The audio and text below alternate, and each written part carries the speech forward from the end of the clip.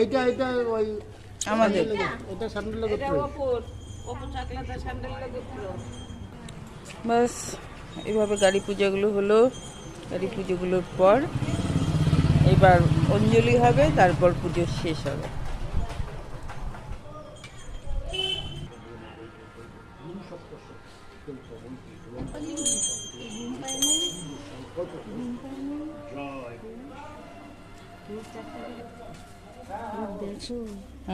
চারটার থেকে জেগেছে এটা।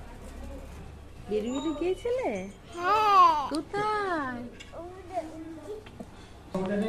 কত খুশি হয়েছে। তো হোক ইয়ং যশন সনাত পুণ্ডরিকাক্ষণ